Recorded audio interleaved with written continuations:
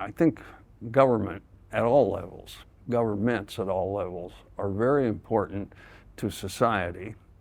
And I sense that young people in particular don't appreciate how central governments are to their lives.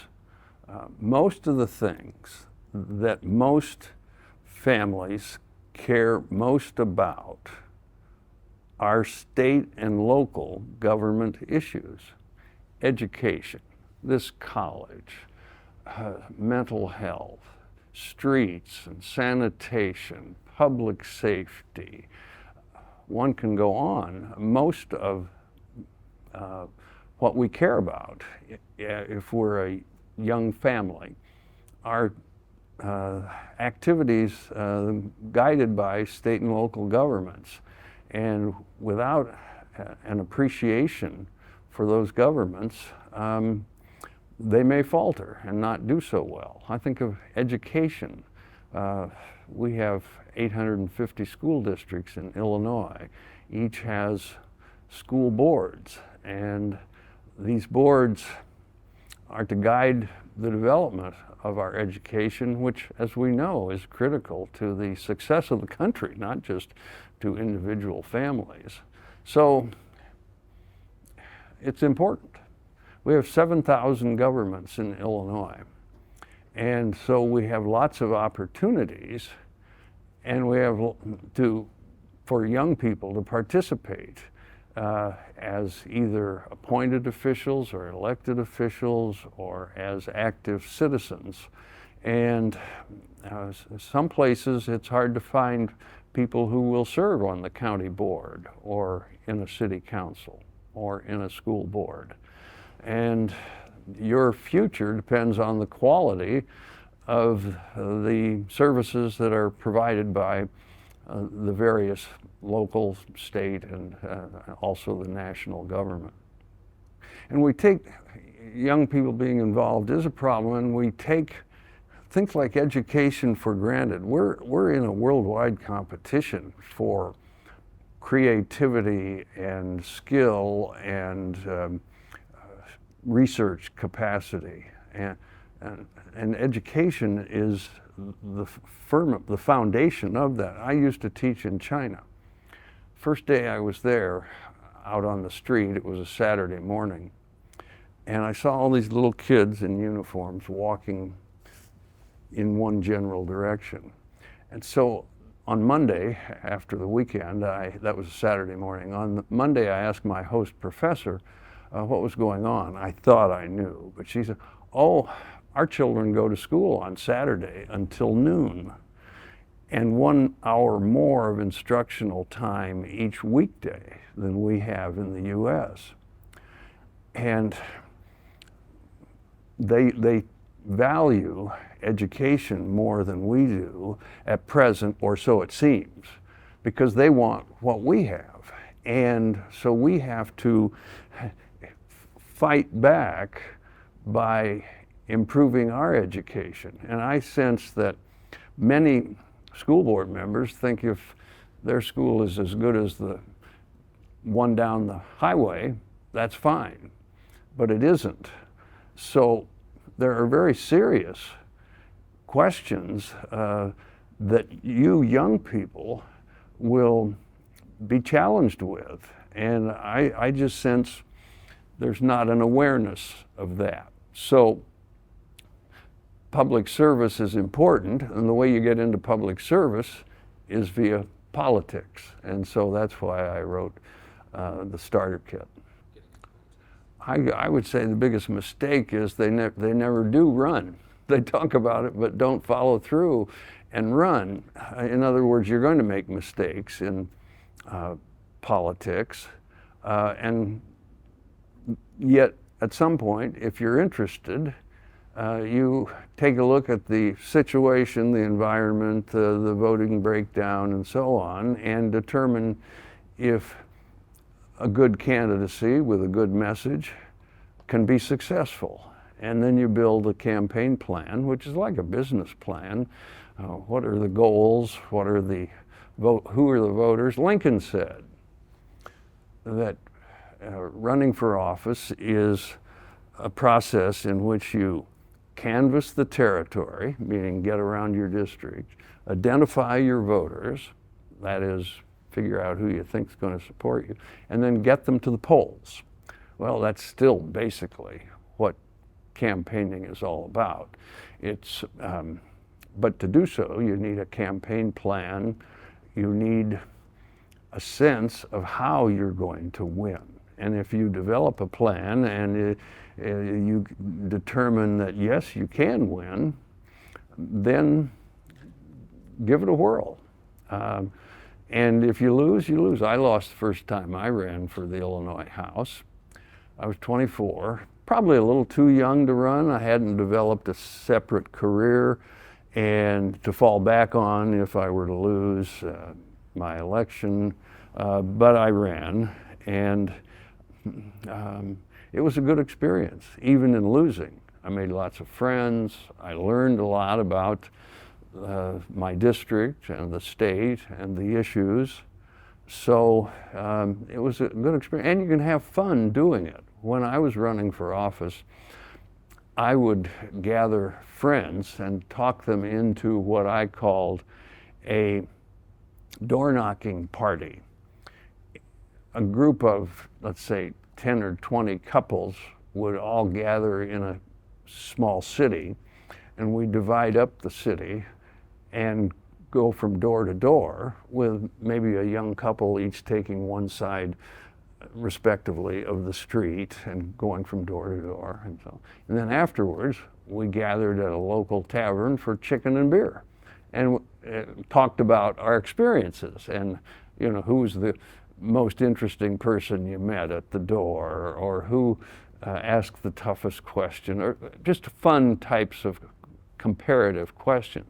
So politics can be serious fun, and that's what I tried to make it. And it isn't such a foreign or obscure activity as we sometimes think. Politics is about people, and so you figure out how to reach people, and you figure out what you want to say that will result in a positive reaction from people. So it's not rocket science. Takes work, can be rewarding. You think of a lawyer. A lawyer represents a person, you or me, and he tries, or she tries, to win a case. If she does, the lawyer is making, in effect, policy, an authoritative decision for one person. In politics, you're making authoritative decisions for everyone in your government. It's the Illinois legislature, it's all 12.8 million people in the state of Illinois. Now, that's kind of heady stuff to realize that you can apply yourself and your values and make policy that affects all of us, and you hope in a good way. So politics is serious fun. In political terms, the best lesson I learned was, and these are the two most important words in politics, say thank you. Politics is, for most people, a volunteer activity in which you help a political party or a candidate or an elected official. And those elected officials or candidates need to appreciate all of the people who have helped them. And a simple thank you, I couldn't have done it without you, means a great deal to other people who have been involved in your politics. And it's cost-free, and it feels good. So I learned from politics the importance of saying thank you. Now, inside government, I learned the importance of of leadership by the respective governors with whom I worked. They were good governors. They gave clear instructions as to what they wanted to achieve in terms of public policy. One of my roles was as a special assistant for education. And that clear directive helped me do my job. And then they were supportive of me. In other words, I had a colleague who was an assistant to Governor Ogilvie, which goes back to the Middle Ages in terms of your young years. And this aide screwed up. And so the press wanted to meet with the governor and this aide and find out what had happened and why. And the reporters were zeroing in on this aide. You know, why'd you do this? Why'd you do that? And Governor Ogilvie said, look, if there were any mistakes made, they're my mistakes because I'm the governor, and I will take responsibility for this situation. Afterwards, and then later he said to the aide, now go back to work. You've got things to do. That young friend of mine, the young aide, he would have walked off a cliff for the governor, because the governor took the heat, stood up for his friend. So those are the kinds of things you learn. Maybe you can learn those in other pursuits as well, because we're talking about a people game. It's interpersonal activity, and so in a corporation or in a startup business, the same kinds of lessons might be learned by seeing other people in action and seeing how they go about trying to accomplish their objectives. I'd probably be reiterating the point that public service is important, and the way you get into public service is via politics. Politics is the game, serious game, and can be a noble game. Politics is the game of getting inside what I call the decision-making box, where elected officials, their staff, make decisions. And so getting inside that box is the challenge of politics, running for office or supporting a candidate who you hope will get into office. And so it's a game in which politics and public service overlap and are integral to one another. And politics is I think, a noble profession because it's about getting into public service.